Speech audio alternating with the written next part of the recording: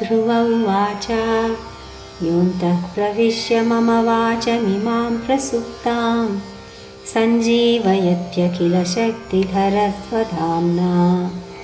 अन्यांश्च हस्तचरणश्रवणत्वगादीन् प्राणान्नमो भगवते पुरुषाय तुभ्यम्। एकस्त्वमेव भगवन्निदमात्मशक्त्या मायाख्ययोरुगुणया महदाद्यशेषम् सृष्टानुविश्य पुरुषस्तदसद्गुणेषु ज्ञानेव दारुषु विभावसु वद्विभासि त्वद्दत्तया वयुनयेदमचष्टविश्वं सुप्तप्रबुद्ध इव नाथ भवत्प्रपन्नः तस्यापवर्ग्यशरणं तव पादमूलं विस्मर्यते कृतविदा कथमार्तबन्धो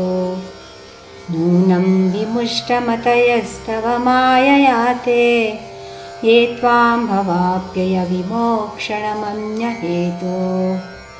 अर्चन्ति कल्पकतरुं गुणपोपभोग्यम् इच्छन्ति यत्पर्सजं निरयेऽपि नृणां या निवृत्तिस्तनुभृतां तव पादपद्मा ध्यानाद्भवज्जनकथाश्रवणेन वा स्यात् सा ब्रह्मणि स्वमहिमन्यपि नाथमाभूत् किं त्वं तकासि लुलितात्पततां विमानात् भक्तिं मुहुः प्रवहतां त्वयि मे प्रसङ्गो भूयादनन्तमहताम् अमलाशयानां येनाञ्जसोल्बणं गुरुव्यसनं भवाब्धिं नेशे भवद्गुणकथामृतपानमत्तः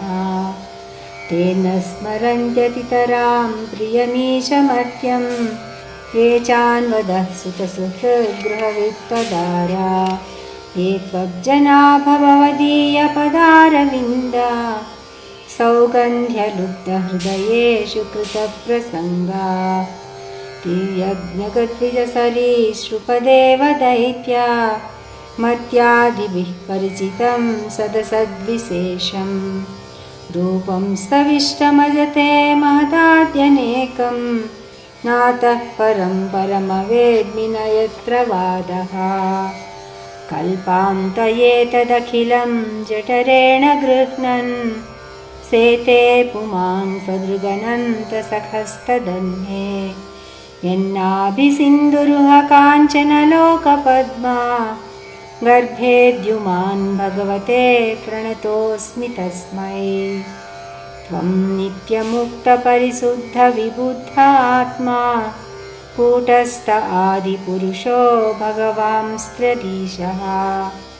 यद्बुद्ध्यवस्थितम् अखण्डितया स्वदृष्ट्या द्रष्टास्ति तावधिमखो व्यतिरिक्त आसे यस्मिन् विरुद्धगतयो हि अनिसम्पतन्ति विद्यादयो विविधशक्तयानुपूर्व्यात् तद्ब्रह्म विश्वभवमेकमनन्तमाद्यम् आनन्दमात्रमविकारमहं प्रपद्ये सत्याशिषो हि भगवंस्तव पादपद्मम् आसीस्तथानुभजतः पुरुषार्थमूर्ते अप्येवमर्य भगवान् परिपाति दीनान् वाष्टेव वत्सकमनुग्रहकातरोऽस्मान् स्थानाभिलाषी तपसि स्थितोऽहं त्वां प्राप्तवान् देवमुनीन्द्रगुह्यं काचं विचिन्वन्नपि दिव्यरत्नं स्वामिन् कृतार्थोऽस्मि वरं न याचे।